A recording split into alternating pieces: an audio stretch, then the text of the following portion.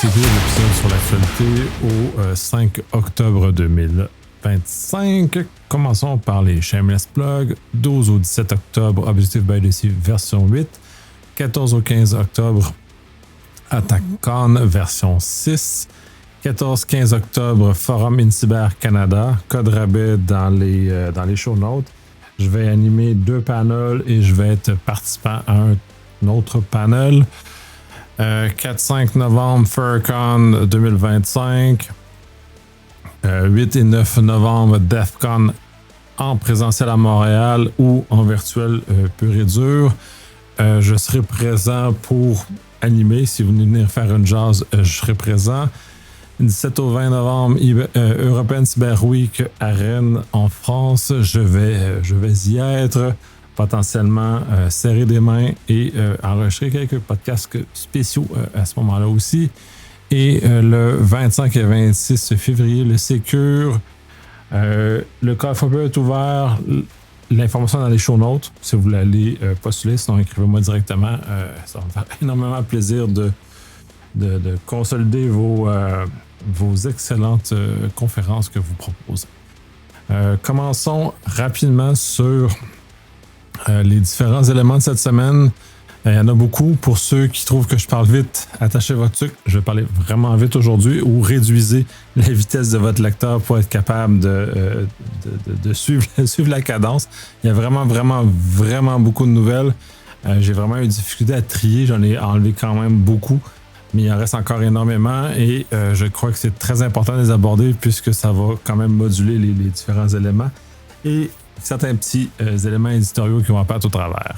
Je commence par les vulnérabilités. C'était une très grosse semaine sur les vulnérabilités, donc patchez vos systèmes.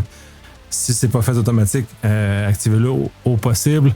Première, pour mes amis sur Apple, il y a un énorme vulnérabilité qui est là sur l'élément de Font Parser qui vient attaquer. Donc, c'est sur toutes les plateformes et c'est plusieurs versions en arrière qui sont affectées. Donc, updatez, même si vous n'avez pas la dernière version de iOS, de macOS ou peu importe.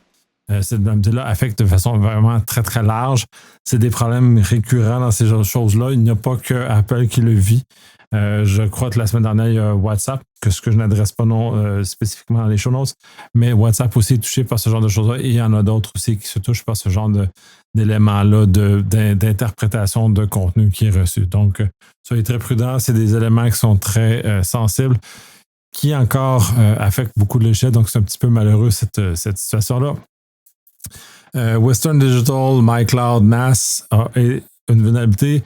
C'est un produit consumer.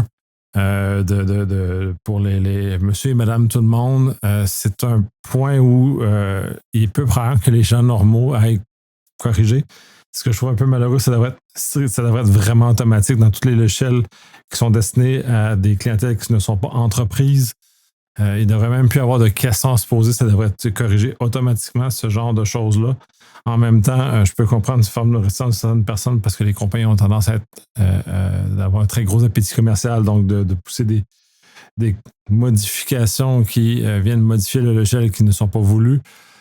Là, c'est un peu un état de fait, donc c'est peut-être que les consommateurs devraient se révolter d'une façon ou d'une autre et justement empêcher ça. Mais il reste que tout ce qui est correctif de sécurité sur tout ce qui est consumer grade, qui est fait pour les utilisateurs, qui n'est pas fait pour les entreprises, devrait se corriger automatiquement sans considération à ce que c'est. Mes parents ne corrigent pas automatiquement. Vos parents ne doivent pas plus corriger automatiquement les éléments qui vivent dans les éléments technologiques, qui ne doivent même pas savoir qu'ils existent, qui vivent dans leur maison. Donc, ça devrait se corriger automatiquement. Je sais qu'il y a des lois qui sont en train de se mettre en œuvre. C'est pas assez loin à mon avis. Ça va aller plus loin que ça, mais bref, on devrait être dans un univers où tout se corrige tout seul. VMware a connu une mauvaise semaine essentiellement.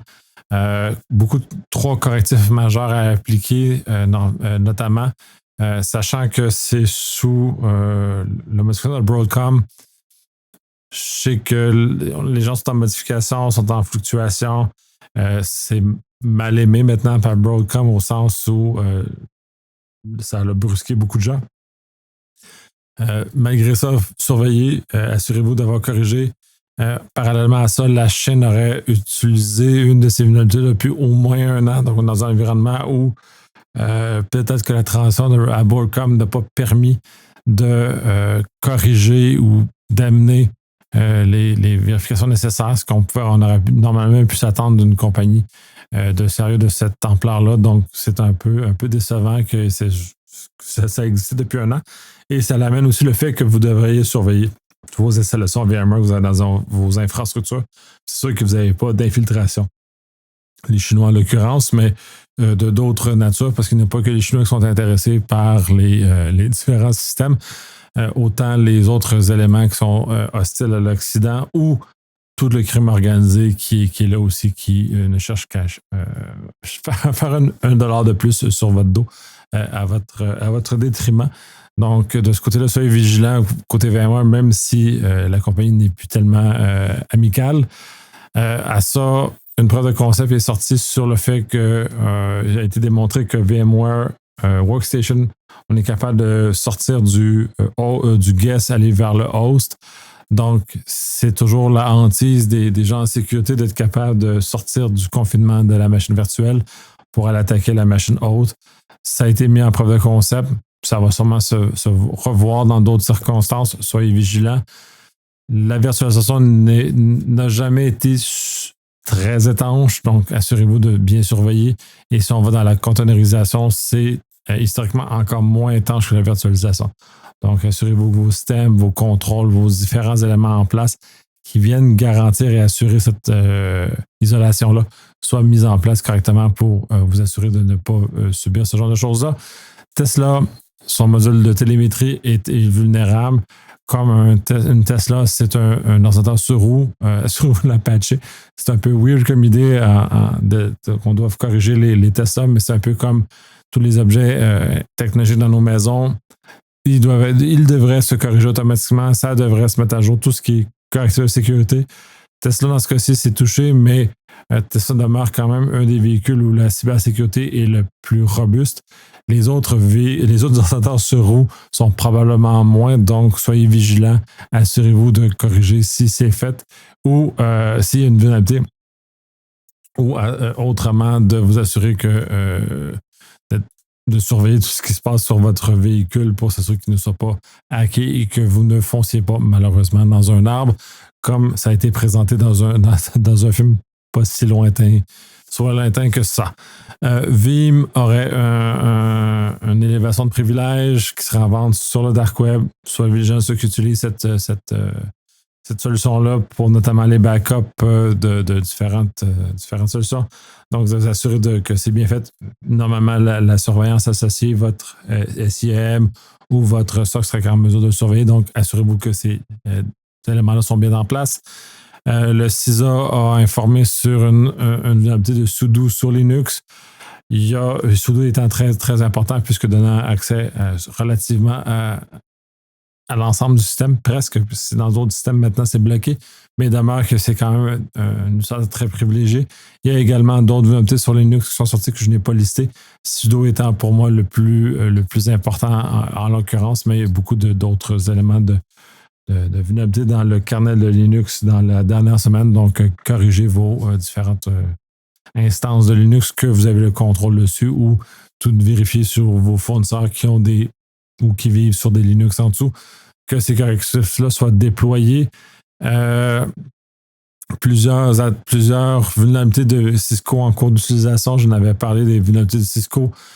Tout équipement en périphérie, notamment les routeurs, les firewalls et tous ces équipements-là sont d'autant plus vulnérables que ce que vous avez à l'intérieur de votre réseau sont exposés à un univers excessivement hostile. Plus le temps avance, plus l'hostilité augmente. Donc, de vous assurer que ces équipements-là soient à la fine pointe des correctifs qui sont disponibles au plus vite que vous pouvez. Et si vous ne pouvez pas vérifier la stabilité de ces correctifs-là dans le déploiement, assurez-vous d'avoir des solutions redondantes, résilientes, qui permettent de corriger très, très rapidement dans des délais de 24 à 48 heures maximum maintenant, puisque le temps ne permet plus de vivre comme on faisait avant, d'attendre quelques semaines ou quelques mois avant le déploiement des correctifs. 3 failles dans OpenSSL, un élément très, très important qui appuie énormément l'Internet à l'heure actuelle. Malgré la débandade qu'il y a eu à peu près 7-8 ans de ça sur OpenSSL, c'est quand même un élément qui demeure important et vivant sur Internet. Donc, corrigez vos déploiements de OpenSSL souvent sur des serveurs Apache, NGX ou dans votre navigateur, mais assurez-vous que c'est corrigé dans vos différents éléments. OneLogin a connu un bug de sécurité, si on veut, qui permet justement d'utiliser les clés d'API pour aller voler les jetons ou IDC. Donc, vous assurez que tout ça est corrigé, que votre déploiement OpenLogin, si vous êtes un utilisateur de cette solution-là, soit corrigé et justement non vulnérable à l'heure actuelle pour protéger vos identités. Plusieurs vulnérabilités dans Splunk, pas majeures, mais quand même, considérant que Splunk contient beaucoup d'informations sensibles des organisations et que les informations d'attaque s'y retrouvent, les informations de télémétrie. Donc, quand même, soyez vigilants sur les correctifs à appliquer sur cette solution. Ne tardez pas, même si en général, elles sont à l'interne de votre organisation. Problème avec Windows 10 qui est en fin de vie incessamment, qui va arrêter d'avoir des correctifs. La semaine dernière, je mentionnais qu'elle avait supposé avoir des correctifs, une continuation des correctifs pour l'Europe et les États-Unis. Je n'ai pas lu les détails, fait que je ne suis pas très au fait de ce que ça comporte. Mais l'ensemble de ça, puis il y a un article conséquent par rapport à ça qui suit cet élément-là sur tous les systèmes d'exploitation désuets qui vivent dans nos entreprises. L'article parle de undead, de zombies, des systèmes d'exploitation zombies qui viennent dans nos entreprises. Ça amène un débat beaucoup plus grand sur la durée de vie des systèmes d'exploitation, ce qui souvent est sous-estimé par les opérateurs ou les développeurs ou les vendeurs de ces logiciels, Windows étant un exemple le plus connu. Ce n'est pas le seul, mais d'amener dans un environnement où il n'y a pas de réflexion à long terme et l'appétit commercial prend le dessus sur tout. À ce titre-là, et d'ailleurs, c'était une très bonne idée de Microsoft d'avoir transformé Windows 10 en une espèce d'abonnement permanent, donc de continuation dans le temps, justement pour limiter ce genre de choses-là. Et la bascule vers Windows 11 est à mon sens, un désastre et un abandon de cette capacité-là des entreprises à suivre le rythme, donc de modifier de tout ce que ça l'amène comme correctif. Et donc, ça ramène dans les problèmes anciens qui, au lieu d'appliquer des correctifs à tous les mois, maintenant de faire des migrations majeures et qui sont beaucoup plus coûteuses et beaucoup plus lentes à faire que l'application de correctifs. Donc, je trouve ça un peu triste que Microsoft ait abandonné cette idée-là d'avoir juste une base de OS qui vivent éternellement, mais qui progresse également en même temps. Donc, ne stagne pas, mais avance dans le temps. Donc, on se retrouve dans l'ancien monde où on doit migrer à intervalles réguliers et l'expérience a démontré que ça ne fonctionne pas, que les entreprises ont de la difficulté à migrer et les consommateurs résidentiels ou comme le consumer, les utilisateurs non entreprises ont tendance à notamment rien faire avec ça. Et dans certains secteurs particuliers, notamment tout ce qui est industriel, santé et des éléments comme ça, où c'est très compliqué d'appliquer des correctifs ou de migrer ces versions-là, où il y a même des équipements qui ont des versions de Windows, même jusqu'à Windows XP, en l'occurrence, qui opèrent des machines industrielles qui coûtent plusieurs dizaines, ça va des centaines de millions de dollars, donc ne sont pas prêts à être changés. Donc tout ce regard-là est un peu particulier. Je pense qu'on a un peu de négligence globalement par rapport à cette situation-là. Et je crois que c'est un endroit où le législateur devrait intervenir sérieusement. Je ne l'ai pas vu autant en Europe, encore moins aux États-Unis, d'intervenir sur cette forme de stabilité-là, d'assurer qu'il y a comme un univers qui permet justement de maintenir dans le temps et, somme toute, de réduire les vulnérabilités qui sont associées à ce genre de désuétude des systèmes d'exploitation, qui s'assure qu'il y a une pérennité dans le temps du système d'exploitation. Si on prend l'exemple de Windows 10, Windows 10 a une durée de vie de type LTS, Long Term Support, qu'on retrouve beaucoup dans les systèmes open source, notamment commercialisés open source, qui fait que ces systèmes-là sont garantis d'avoir une durée de vie définie, connue et prévisible, ce qui permet au minimum aux entreprises de déterminer leur cycle de vie. Là, à ce moment-là, là, ça devient plus transférer le fardeau, c'est un axe, ou d'avoir une forme de durée de vie ou d'avoir un système défini qui une durée dans le temps qui est quasi infinie, mais sur la base d'un abonnement ou peu importe la stratégie, parce qu'il faut quand même financer le développement, l'application des correctifs de ces systèmes-là dans le temps, donc de voir comment on peut faire ça. Mais bref, on ne peut pas vivre avec cet état-là de fait comme c'était dans les années 90 et 2000, de cette espèce un peu de désinvolture dans laquelle on était, où ce n'était pas grave d'avoir des systèmes incomplets ou des systèmes qui pouvaient disparaître du jour au lendemain ou qui, pour une raison commerciale, étaient abandonnés pour une version qui était plus rentable pour l'entreprise. Donc, de changer un peu la réflexion par rapport à ces éléments-là et qu'on est dans les années 2020, c'est le temps de changer, c'est le temps d'aller ailleurs et l'importance des TI dans nos vies, ou du numérique ou du digital, tout dépendant du bord de l'Atlantique qu'on est, est sans conteste très importante. On ne peut plus vivre sans. Donc, cette place-là doit être considérée. Je crois que le législateur n'est pas réveillé sur ces éléments-là, en tout cas pas suffisamment réveillé pour nous amener à un meilleur contrôle et d'inciter les entreprises à mettre leurs ressources aux bonnes places et de charger le vrai prix qui va avec parce qu'ils sont là pour faire de l'argent aussi. Là. Donc, bref, d'aller de tout amener le marché vers ce genre de choses.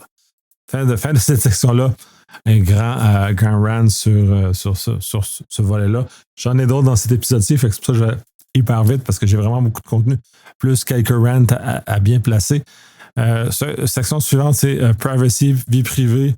Il y a quand même aussi beaucoup de choses cette semaine, la semaine dernière, qui s'est passé. Donc, WestJet a perdu 1,2 million de données consommateurs surveillés, probablement, qui vont vous donner des éléments pour compenser par rapport à ce genre de choses-là.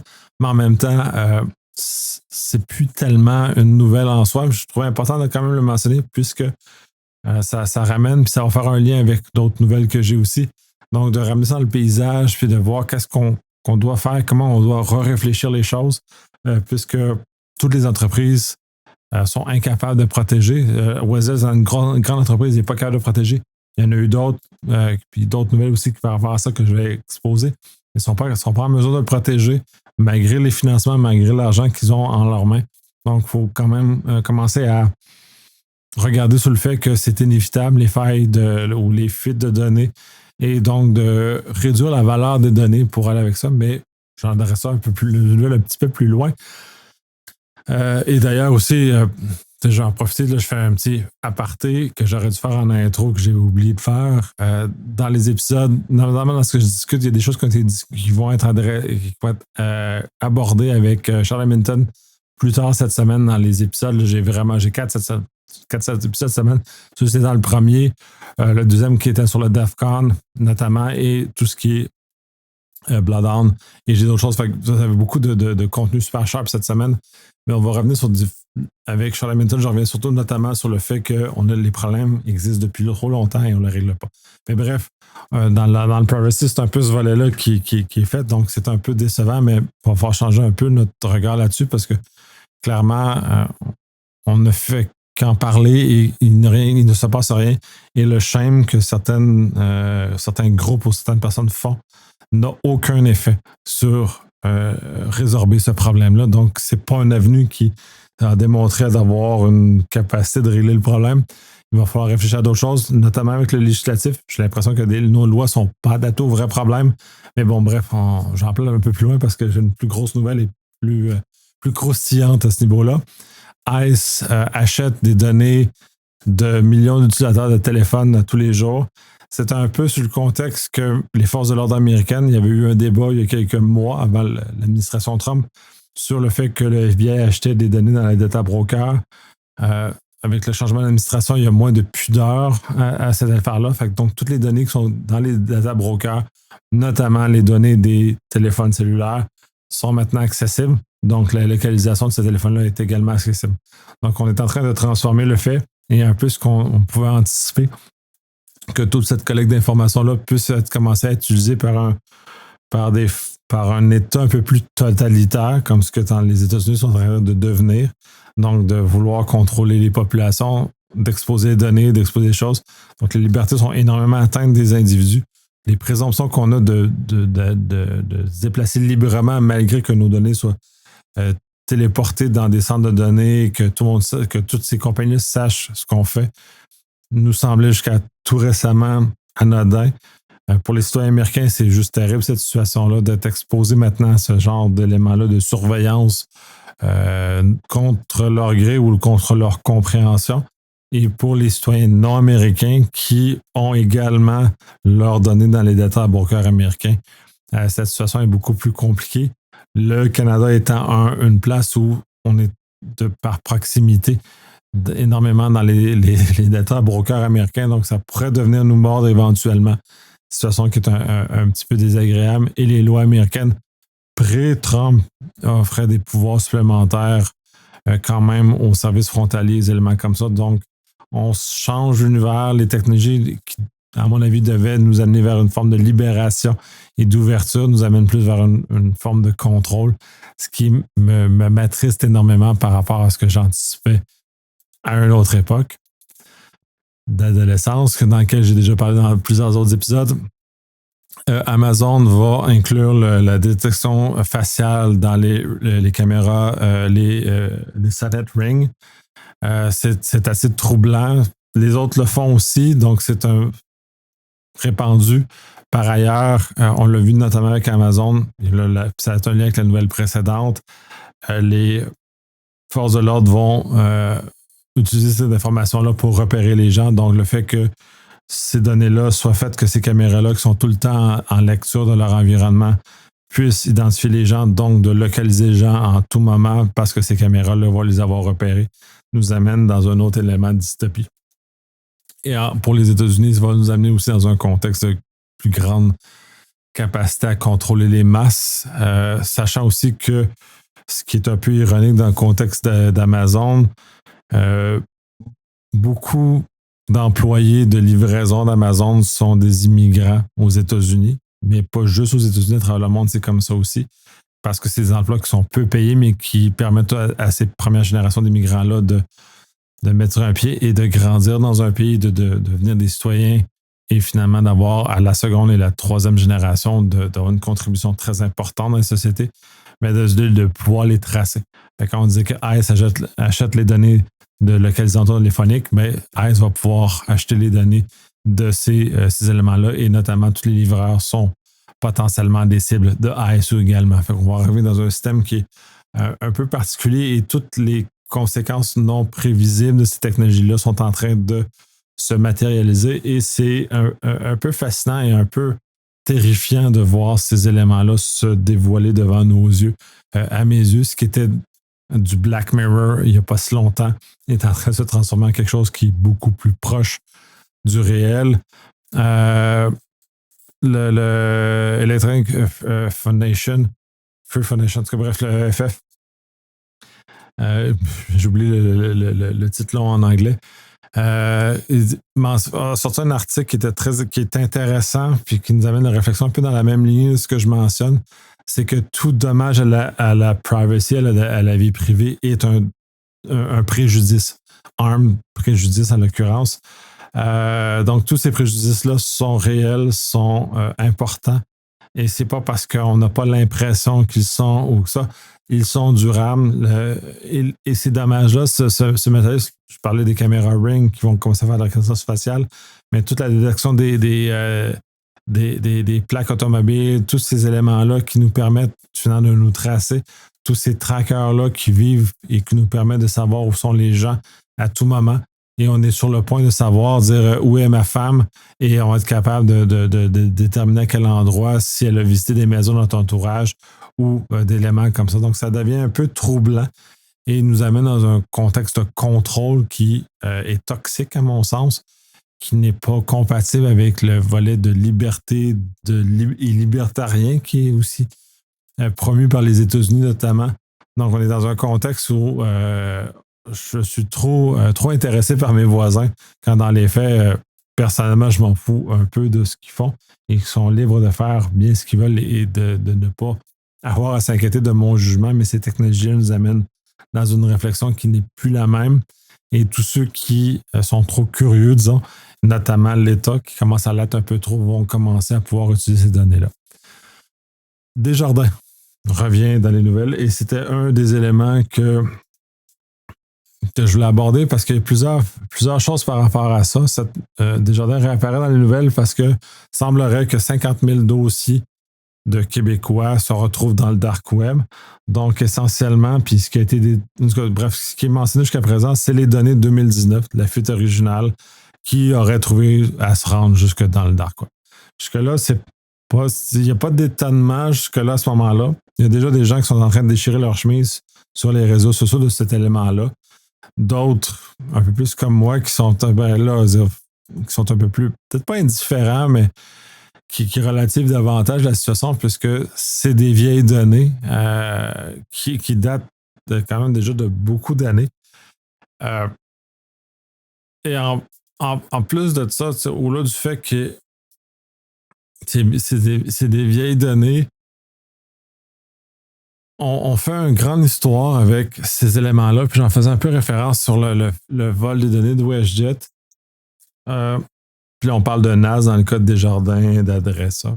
Le problème qu'on a, puis c'est un problème qui est canadien, américain aussi en bonne partie, c'est qu'on a structurellement donné trop d'importance au numéro d'assurance sociale, qui est fondamentalement qu'un numéro de dossier à l'Agence du revenu.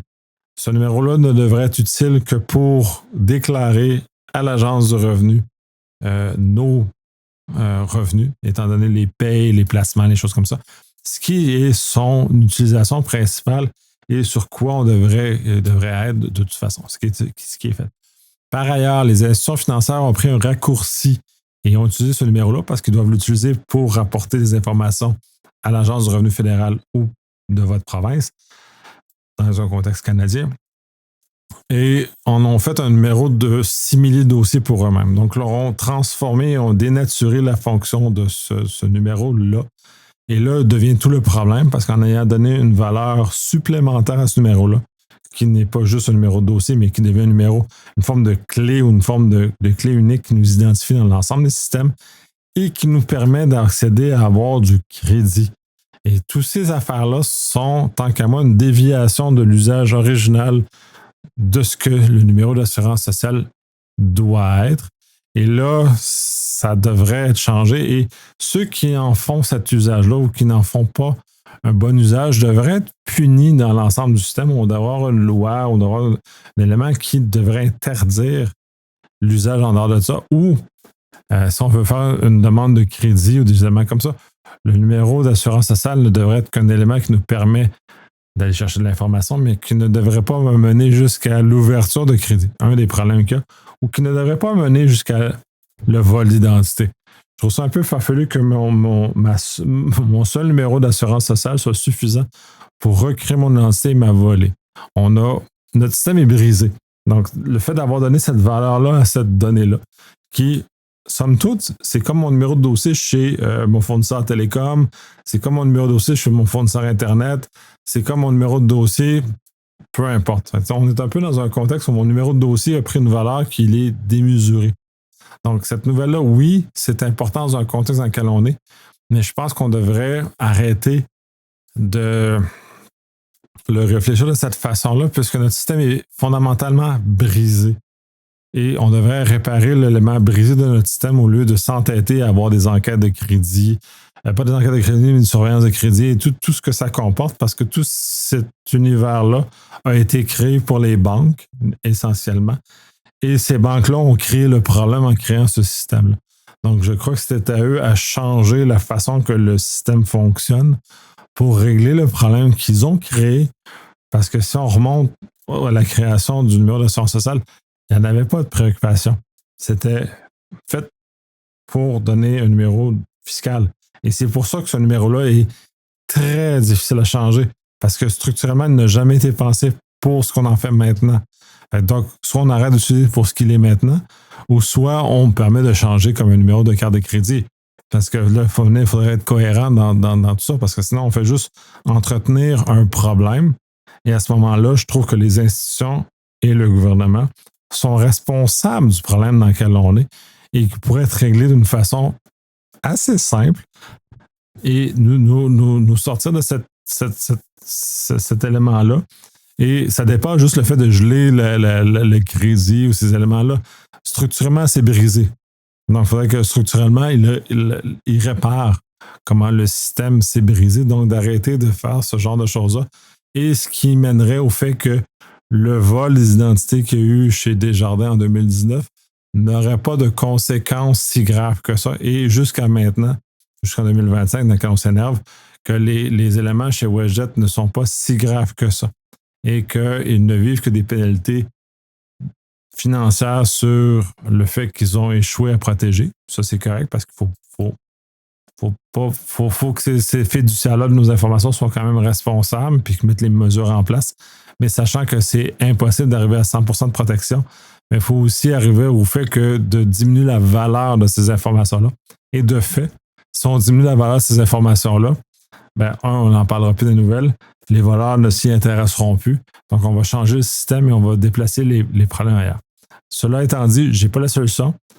Je n'ai pas la pleine compréhension du système pour être capable d'énoncer quelque chose. Je suis sûr qu'il y a des gens très brillants au Canada, aux États-Unis, parce qu'on a sensiblement le même problème que nous, qui n'est pas vécu en Europe. Nous autres, on a d'autres défis qui ne sont pas exactement les mêmes que les nôtres, pourraient s'asseoir ensemble et établir un nouveau système et mettre en désuétude le système actuel et nous soustraire de ces problèmes-là de lesquels beaucoup de gens vivent et ont des conséquences malheureuses sur leur vie, de stress et de ce qui va avec ça. Fini mon rant. On va passer à la suivante. Puis dans le fond, j'ai un autre rant aussi parce que finalement, j'ai une semaine de rant là, parce qu'il y a vraiment trop de nouvelles qui me gratouillent. Il y a le UK qui est en train de revenir pour avoir des backdoors dans l'encryption du stockage chez Apple. Et il y a l'Allemagne qui revient avec la surveillance dans les clients de clavardage de chat. Les deux nouvelles sont similaires, mais pas tout à fait à la même place parce qu'ils n'adressent pas exactement le même niveau de choses. La première, c'est un retour du fait que le Royaume-Uni veut être capable d'aller inspecter, donc les forces de l'ordre du Royaume-Uni d'aller inspecter les contenus. Là, j'ai pas lu la nouvelle spécifiquement, puis j'ai juste lu en diagonale parce que ça mérite un peu ce genre de choses-là. Pas parce que ce qui initie le besoin est inexact. C'est vrai qu'il y a un besoin d'assurer ce genre de choses-là. Mais je crois qu'on instrumentalise certains éléments pour briser des éléments de protection qui ne peuvent pas être brisés de cette façon-là. Pour le rescrit du Royaume-Uni, je trouve ça fatigant, cet élément-là, un peu comme j'avais parlé sur le podcast au GoSec avec Catherine. L'Internet n'est pas bâti, n'a jamais été bâti pour ça et on essaie de mettre des systèmes et des moyens en place pour faire une forme de surveillance. Si ça se limitait à l'objectif qui est voulu, généralement, c'est la pornographie, l'accès à la pornographie ou la pornographie juvénile, qui sont des affaires qui sont des éléments socialement qu'on est capable de dire qui sont inacceptables. Donc, ça, il n'y a pas de débat sur cet élément-là, ou en tout cas, il y a peu de débat dans certaines circonstances pour ce qui est de l'accès à la pornographie chez les adolescents. Mais pour ce qui est de la pornographie juvénile, ça, il n'y a pas de débat. Si l'objectif étant juste ça, puis c'est pas. En tout cas, jusqu'à preuve du contraire, là, parce que j'ai pas vu de données qui m'ont montré que c'était endémique. Si effectivement c'était endémique, si on avait un problème majeur, qui effectivement, disons, si on parle de niveau endémique, disons, un enfant sur deux a la potentialité de se retrouver dans un contexte de violence ou de violence sexuelle, j'aurais pas beaucoup de difficulté à accepter l'idée qu'on soit surveillé pour régler ce problème-là. Mais ça voudrait dire que socialement, on a d'autres problèmes à régler. C'est parce que là, on est comme en train d'utiliser la technologie pour régler un problème qui est, à mon avis, social, qu'il y aurait d'autres moyens d'arriver à neutraliser ces réseaux-là. Si on parle de pornographie juvénile, je ne vois pas le lien de causalité entre l'accès au chiffrement, aux clés de chiffrement et la neutralisation des réseaux de pédophiles essentiellement. Donc, ce lien de causalité-là ne m'est pas apparent. Et probablement qu'il n'est pas bien expliqué parce qu'ils n'ont pas utilisé les choses. Mais si on arrive à me faire un lien de causalité fort, j'aurais pas de difficulté à accepter l'idée. Pour le moment, le lien de causalité est faible et j'ai l'impression que c'est un raccourci qui est pris pour faire ça et qui va mener à d'autres choses. Un peu comme on voit dans les contrats d'entreprise qui commencent, ouais, on ne fera rien de vos données, puis tout à coup, ils changent de façon unilatérale les choses, on va utiliser vos données pour entraîner le AI, ce qu'on a vu beaucoup ces temps-ci. Fait que c'est ce danger-là aussi, puis si on voit ce que les États-Unis font avec cette bascule de vouloir utiliser ces données-là à plus large que ce qui était prévu initialement, ben on peut prévoir que si le Royaume-Uni demande un accès élargi aux données qui sont faites pour un objectif X au début, que cet objectif-là soit élargi avec le temps pour des raisons qui vont devenir justifiées parce que. Donc, c'est cet élément-là ou cet effritement-là de la vie privée qui m'inquiète énormément à travers ça pour des choses qui, je crois, pourraient être réglées autrement de d'autres façons ou de d'autres éléments qui permettent d'avoir un succès plus grand. Mais encore là, je ne m'y connais pas assez. Je peux me tromper. Donc, mais bref, ça me dérange beaucoup qu'on vienne envahir l'espace privé des gens pour des choses qui ne présentent pas un danger social si grand que ça. Mais encore là, bref, j'aimerais voir des études qui démontrent le lien de causalité pour que ce débat-là soit mis sur la place publique de façon honnête et qu'on n'utilise pas des demi-vérités ou des demi-choses pour arriver à casser le chiffrement, parce que quand on va casser le chiffrement, ben on le casse pour tout le monde, ça a des conséquences, c'est très important. Donc, d'amener ce débat-là, parce que ça va détruire, puis ça va amener, puis la conséquence généralement de cet élément-là de briser, on brise le chiffrement comme le Royaume-Uni veut faire, ben, les vrais criminels, ceux qui on veut vraiment faire quelque chose avec, puis les mettre en prison, ben, vont changer leurs moyens et vont migrer vers des moyens plus underground, moins visibles, et vont les rendre encore plus difficiles à capter dans les mailles du filet qu'on a actuellement. Donc, je le vois plus comme étant un élément qui va pénaliser la capacité d'arrêter le problème qu'on veut arrêter dans lequel la manœuvre est faite. Puis si on retourne en Allemagne, ben on retrouve exactement ce que Apple avait essayé de faire il y a plusieurs années avec CSAM et ainsi de suite avec le client-side scanning, qui avait une levée de bouclier très importante et lequel Apple avait abandonné. Même si l'idée est quand même moins évasive que celle proposée par le Royaume-Uni, demeure un problème puisqu'on donne la capacité de fouiller sur des appareils personnels à ça. Et les règles, surtout dans le cas de ce qu'Apple a fait, étaient très balisées, étaient très, très étroites. Dans le cas de l'Allemagne, c'est, parce que moi dans l'article, c'est un peu plus vague, ce qui permettrait à l'État, donc à l'Allemagne, de changer les règles au fur et à mesure, donc pour aller jusqu'à des contrôles de population. Et si on va parler dans des populations racialisées ou des minorités, on pourrait trouver à ce moment-là toute conversation de type LGBT pourrait être visée par l'État. Autant dans le cas du UK qui a accès à l'ensemble du contenu des données dans le iCloud, autant au Royaume-Uni où ils sont capables de scanner et modifier les règles de vérification sur les choses, puis parler de AI sur les. Bref, ça ouvre la porte à de l'abus. Puis c'est peut-être somme toute, c'est l'abus qui m'achale là-dedans. Pas que comme citoyen honnête, j'ai quelque chose à cacher sur ces aspects-là d'illégal. J'ai rien d'illégal à cacher. Ma vie privée, je veux la protéger quand même.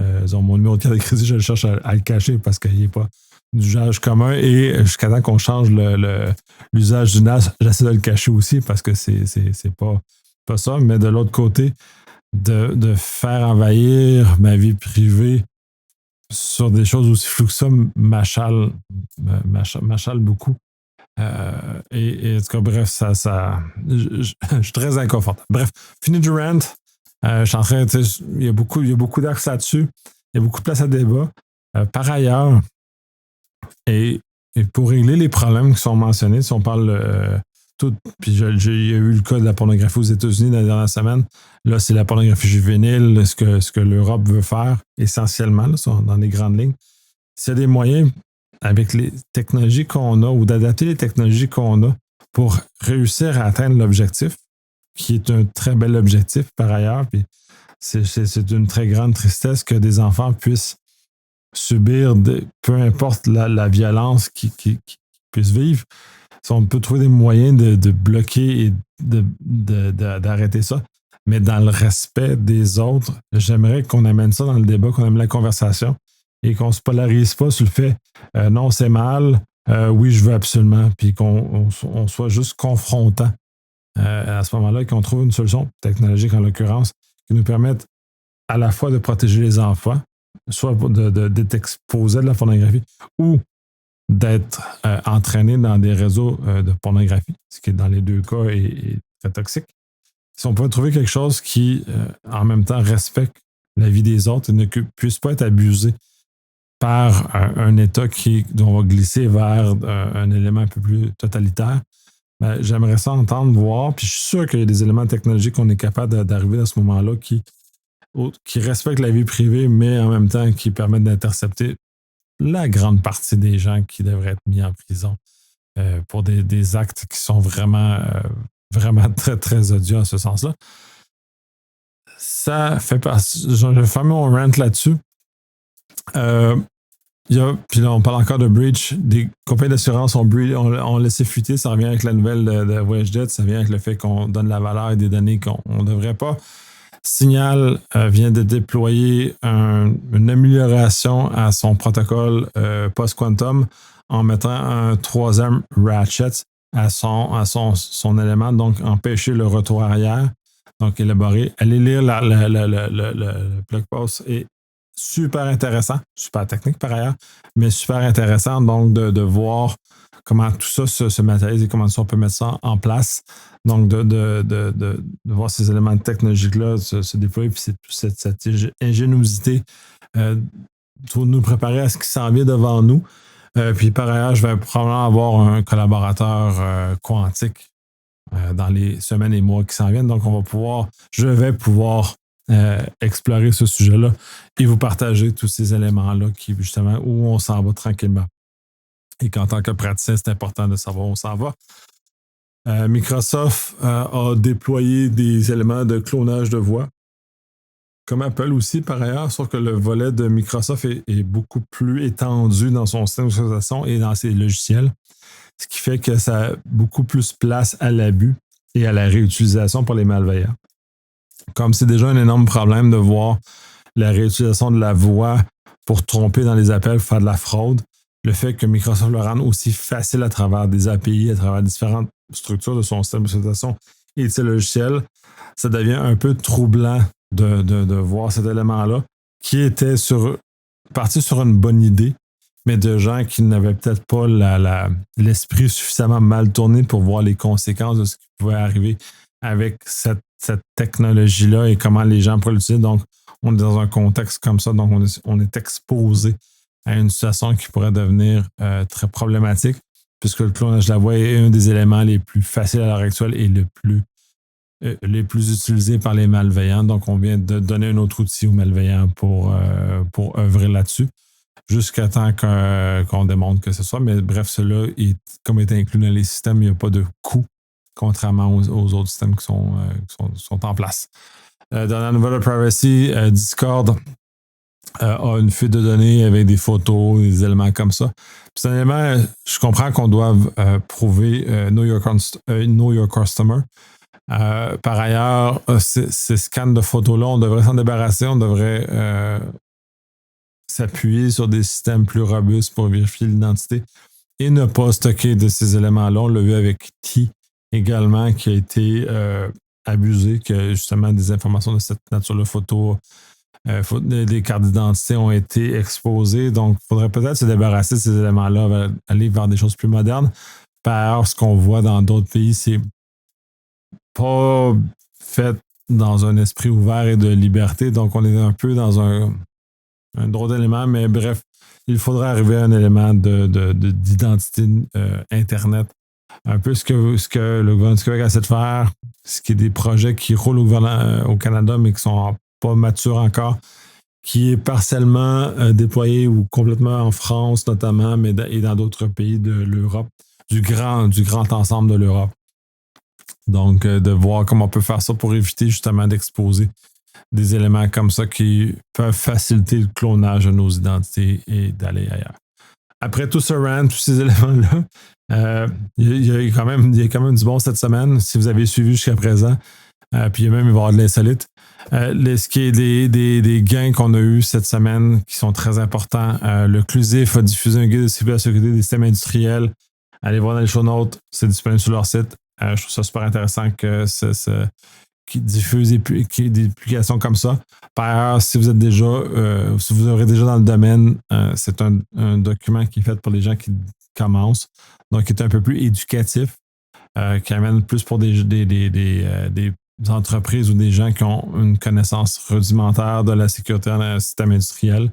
Mais c'est important d'amener ces gens-là à comprendre et tout ça. Donc, de ce côté-là, Claude 4.5, Sonnet 4.5 prétend avoir une augmentation de la sécurité et des guardrails qui sont déployés avec. Ils ont utilisé des moyens d'analyse avec des universités, du red teaming, des attaques réelles.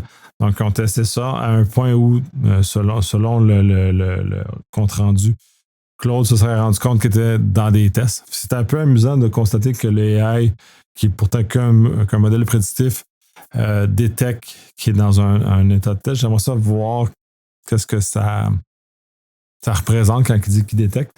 Parce que pour moi, ce n'est que c'est un modèle prédictif. Il n'y a pas de conscience, si on veut. Le fait de détecter est un drôle de concept, en l'occurrence. Mais bref, il a détecté qu'il était en test parce que les questions étaient drôlement formulées dans le temps. Donc, il y a une certaine capacité d'analyse.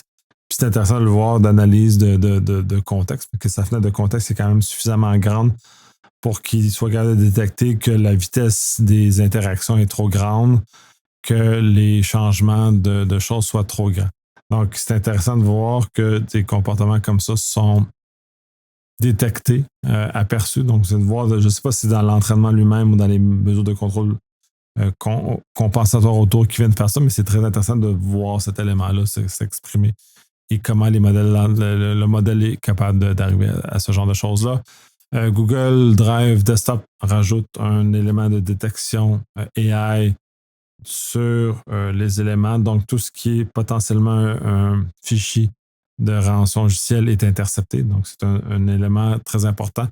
Ça serait très intéressant de voir d'autres compagnies déployer ça, Dropbox par exemple, et qu'ils le déploient dans le client, pas dans le serveur. Puis c'est intéressant ici que ce soit le client. Donc, en théorie, ne communique pas avec Google les informations, que c'est vraiment juste du côté client. Mais je trouve ça très intéressant, cet élément-là. MIPS a sorti une nouvelle version. Je le mentionne parce que c'est un produit que j'adore, qui est tellement utile dans l'échange d'informations entre les compagnies pour se défendre. Microsoft modifie ses API pour échanger e-Teams, justement pour augmenter la sécurité, pour augmenter les paramètres, laisser ça plus sécurité par défaut. C'est tard pour le faire, mais c'est quand même une bonne nouvelle qui commence à durcir ces API-là qui sont franchement beaucoup trop permissifs pour bien des raisons.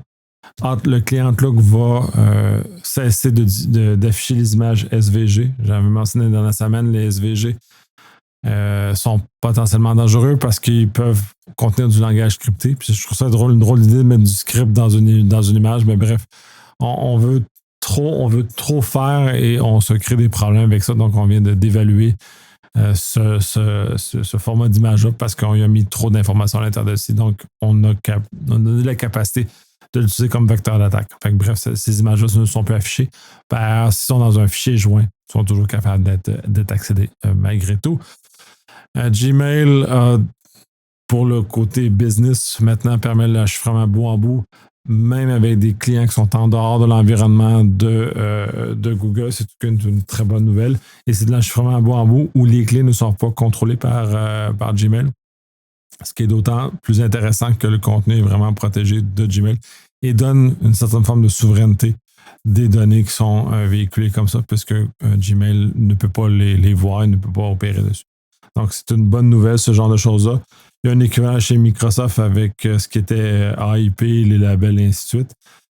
Le déploiement d'une clé qui n'est pas contrôlée par Microsoft est un peu plus compliqué par ailleurs, mais on est quand même des technologies comme ça, mais Google est allé directement dans un contexte clé non contrôlée par hasard. Donc, c'est une très bonne nouvelle. Et ça fait plusieurs années que c'est en cours d'opération, en cours de déploiement. J'avais mentionné Spreadsheet il n'y a pas longtemps. Ça fait plusieurs années que ça roule, qui intègre ces éléments-là. Donc, c'est une très bonne nouvelle pour favoriser la souveraineté numérique, notamment. Dans les nouvelles de plus divers, que je n'ai pas réussi à classer dans un élément spécifique, trifecta de problèmes avec Gemini, qui permettent justement de contrôler les guardrails, de faire du prompt injection, de faire des éléments comme ça, de diffuser trop d'informations ou de leaker d'informations.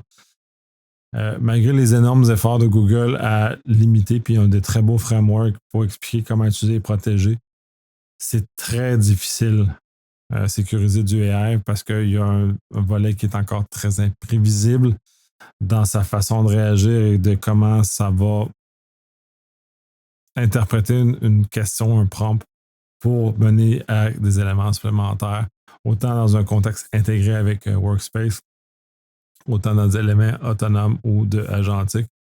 Donc, c'est un rappel assez fort que même des compagnies avec les budgets de Google ne sont pas capables de couvrir tout. Donc, dans vos propres déploiements, prenez cet avertissement-là, allez lire l'article pour comprendre les problèmes que Google a rencontrés, pour que dans vos propres déploiements, vous puissiez mettre au moins les leçons apprises par Google et vous assurer de vous protéger contre ce genre de choses-là. Mais c'est un panier de crabes en termes de protection, parce qu'il n'y a rien qui est pensé pour ça et c'est une boîte qui est somme toute imprévisible sur ce genre de choses-là. Carbon a diffusé un article sur le fait que des cybercriminels ont essayé de soudoyer des journalistes de la BBC pour comprendre la BBC. Allez lire l'article. De toute façon, j'aime beaucoup ce que Carbon écrit. Son site d'écriture aussi très accessible, très intéressant, très, très humain. Mais allez voir parce que les attaquants vont prendre n'importe quel moyen pour casser les systèmes. Ils sont rendus à payer. Donc, c'est rendu dans un contexte où les gangs criminalisés ont suffisamment de moyens, vont infiltrer, vont faire des éléments comme ça. Ne sont plus que des attaques techniques ou des attaques de type manipulation à la rançon logicielle, au courriel, au phishing, ou ainsi de suite. Donc, ils vont changer, ils vont être capables d'aller beaucoup plus loin quand ils ont des cibles à atteindre, quand ils ont des objectifs à atteindre. Donc, c'est très intéressant de voir ce pivot-là. Et ça l'amène à la nouvelle suivante où il y a un nouveau groupe d'APT chinois qui a été découvert, qui est beaucoup plus chirurgical dans ses façons d'accéder, de rentrer, et qu'on voit clairement dans son MO qui va qu'une cible d'information, c'est une cible à court terme et qui a des objectifs à atteindre. Donc, on est dans un contexte où on était des gangs criminalisés, mous, qui voulaient juste faire de l'argent, à des gangs plus organisés, déjà, ce qu'on a vu avec la BBC. Et dans le cas du groupe APT chinois, mais qui sont vraiment des missions, des objectifs clairs et qui vont les atteindre. Donc, on n'est plus dans l'univers des bisounours ou des calinours, tout dépendant du côté de l'Atlantique où nous sommes. Et tout a changé vraiment et c'est nucléaire en termes de différence en ce qui se passe. C'est pire maintenant. Et puis j'ai l'impression que ma lecture des nouvelles amplifie, ou en tout cas le fait de le verbaliser amplifie ma perception. Mais c'est hyper dangereux d'être exposé sans aucune protection à l'heure actuelle parce que ça a des conséquences très importantes, surtout pour les cibles de choix. Si on ne l'est pas, ils vont essayer de voler de l'argent, mais des cibles de choix, c'est encore pire parce qu'il y a des attaquants sophistiqués qui vont s'y prendre à nous, qui ont des moyens.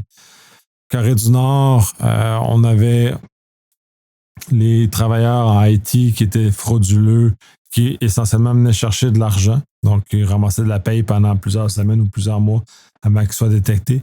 Et de ce temps-là, rentraient des virus dans les entreprises pour exfiltrer de l'information.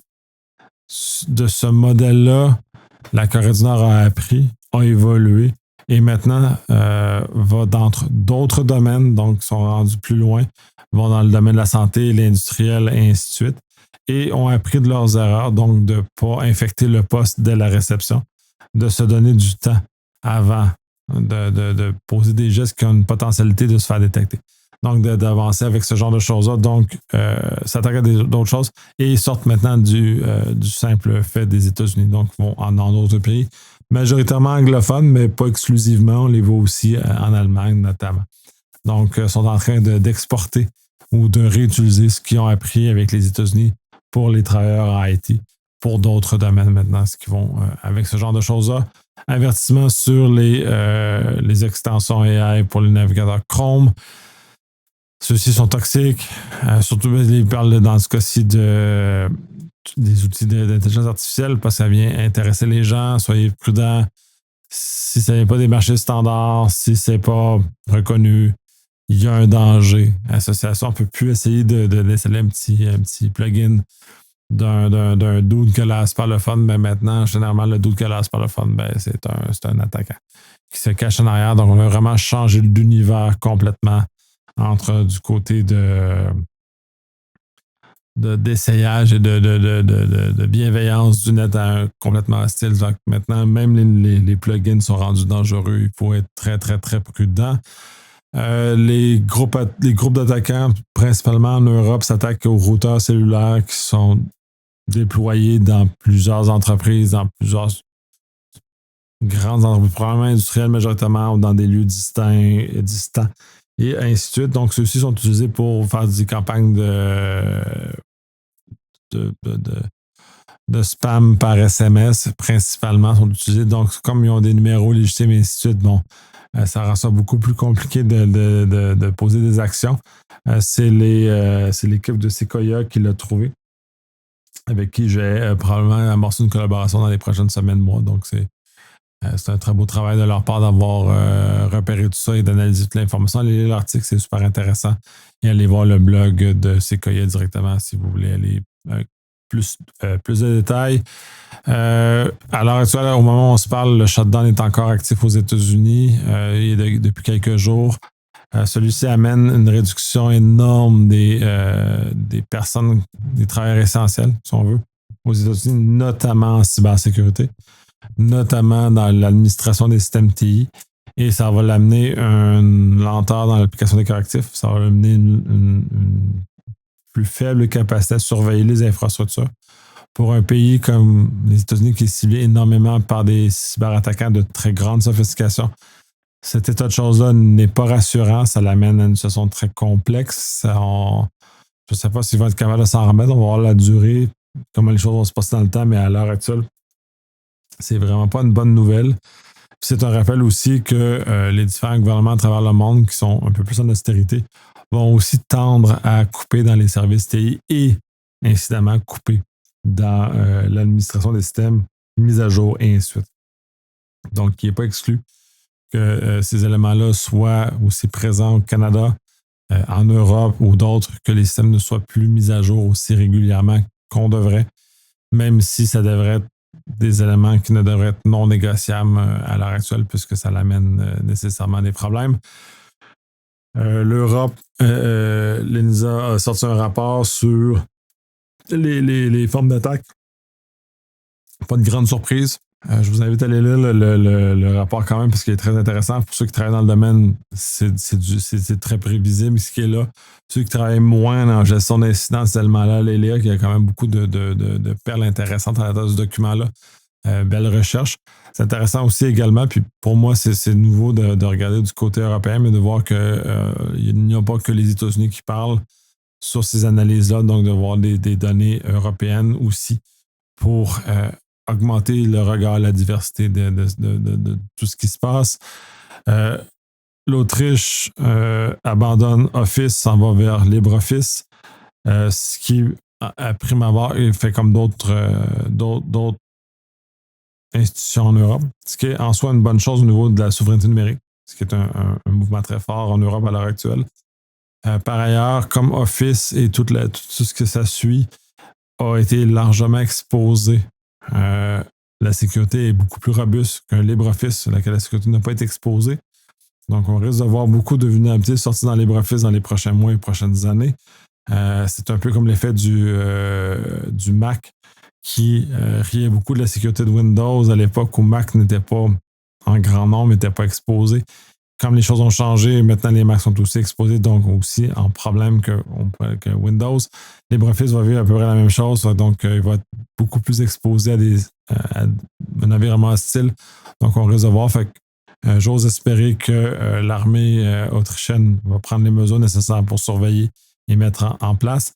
Et ce qui serait souhaitable également de toutes ces grandes entités-là qui basculent d'un Office, d'une version d'une suite commerciale, une suite open source, que l'argent qui est sauvé soit partiellement réinvesti dans le développement de ces outils-là, justement pour rehausser la sécurité, rehausser les différents éléments, parce que c'est quand même plusieurs centaines de millions de dollars qui sont versés, en l'occurrence à Microsoft ici, ou à d'autres compagnies commerciales. Et si cet argent-là pouvait être dévié vers de l'open source, donc tout le monde bénéficierait de ces améliorations-là, de cet argent-là, surtout dans un contexte de gouvernement où c'est de l'argent public. Et à mon sens, cet argent public-là devrait servir le bien public dans ce moment-ci et aider l'open source. Il y a un article sur les jetons JWT qui fuite.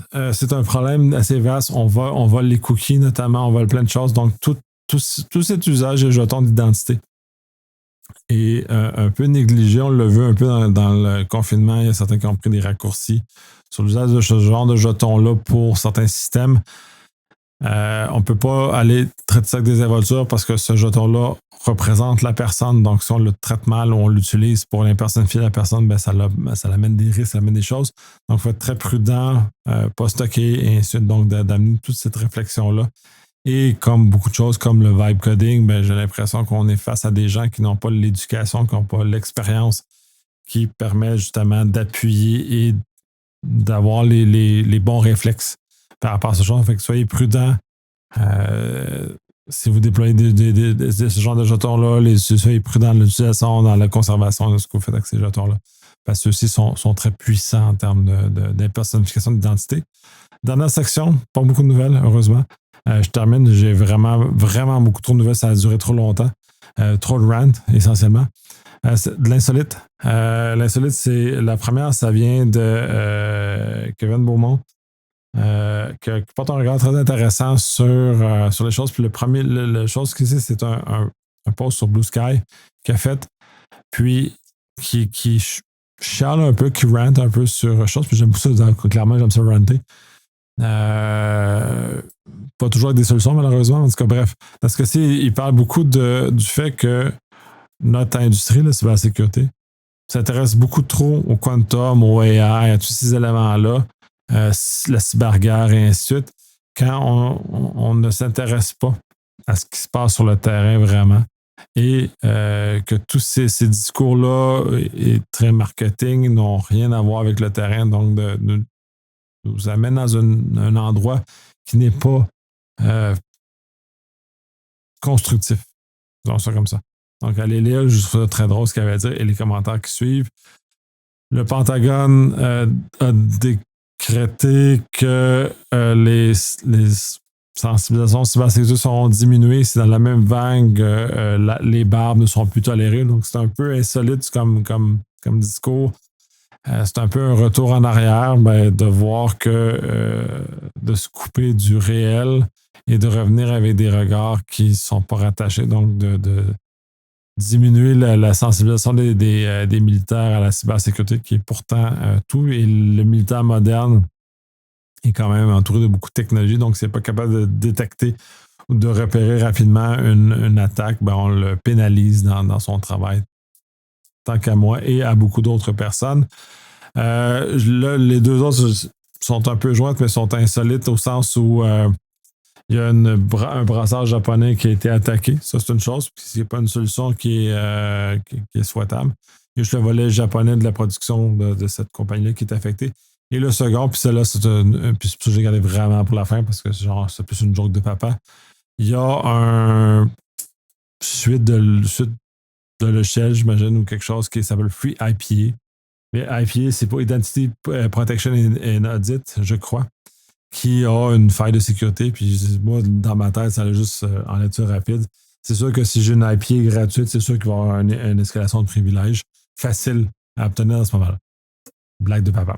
Bref, ça termine nouvelle. J'ai passé vraiment trop de temps. J'ai probablement trop renté encore pour ceux qui sont rendus jusqu'à la fin. Merci de l'écoute. J'attends vos feedbacks. Toujours, j'ai commencé à prendre un peu mon air d'aller pour ce genre de bloc-là. Donc, ça commence à rouler. Bref, merci beaucoup de m'écouter. Merci d'avoir toffé si longtemps que vous êtes rendu jusqu'à la fin, d'avoir écouté mes rants.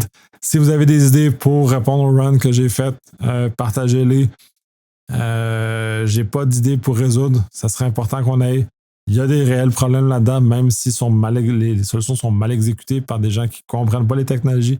Je pense que c'est à nous de amener les gens à comprendre ces technologies, les amener ailleurs et de trouver des solutions réelles à des problèmes sociaux qui ont beaucoup de valeur, mais qui n'ont peut-être pas l'importance dans l'univers technologique que ces personnes-là veulent leur donner.